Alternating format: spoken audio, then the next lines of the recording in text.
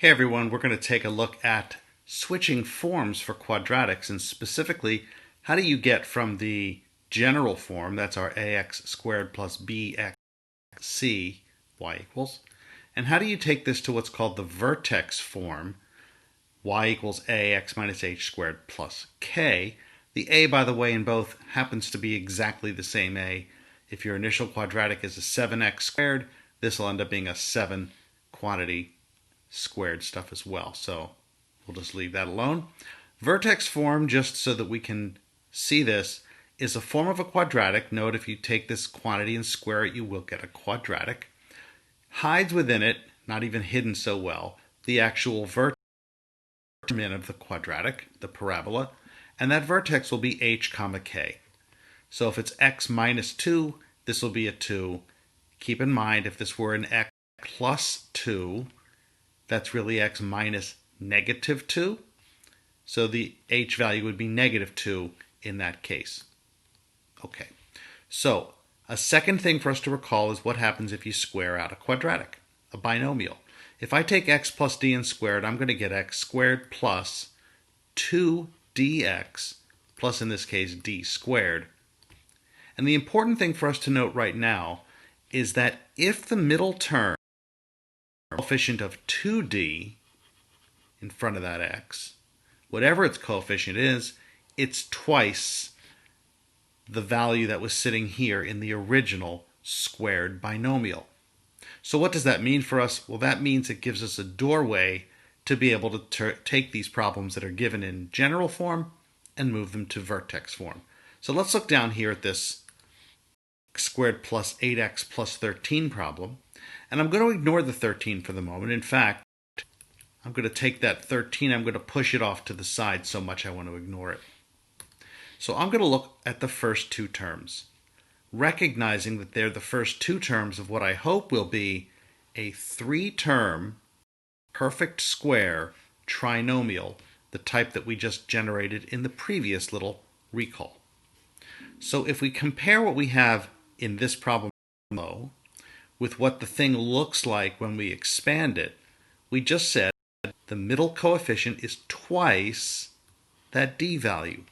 Well, the middle coefficient now is 8. So 8 must be twice the d value. Well, that means that the d value must have been 4. That means that an x squared plus 8x plus whatever must have come from an x plus 4 quantity squared. Well, let's look at x plus 4 quantity squared. That would be x squared plus 8x, correct, plus 16. So in order to get the perfect trinomial, I need to throw in that d squared. In this case, d is 4. I need to do a plus 16. Now, you can't just go into the middle of a problem and add a 16. If you add a 16, you then have to go and subtract the 16. Well, here's what that gets us. The x plus 4 came from the first 3 terms. The last 2 terms then, plus 13 minus 16 is minus 3, and we are done. Vertex form for this quadratic, x plus 4 squared minus 3, by the way, leading to a vertex of negative 4, because remember it's minus, should be, and negative 3. So that means that the coordinate of the vertex would have been negative 4, negative 3 down here. The leading coefficient was positive. That means the parabola opens up, and we would need a little more information, which we can get from the problem, of course, to get exactly what this quadratic looks like. But we certainly have its vertex, and that's a really very important starting point. Let's take a look at this next problem. Things get a little more complicated. Again, I'm going to take that 9 and just move it off to the side and deal with it later. Now we take a look at the first 3 terms. We need the third term. So we recognize that this comes from an x minus, because it's a minus this time. 11 is twice the number that belongs here. That means the number that belongs here is half the 11, and that's the way we generally do it. Half of 11, well, is 11 halves, and I'm going to write it in fraction form. and it's 11/2 squared. So when I take my 11/2 and square it to get the missing number in the line above, it's 121/4.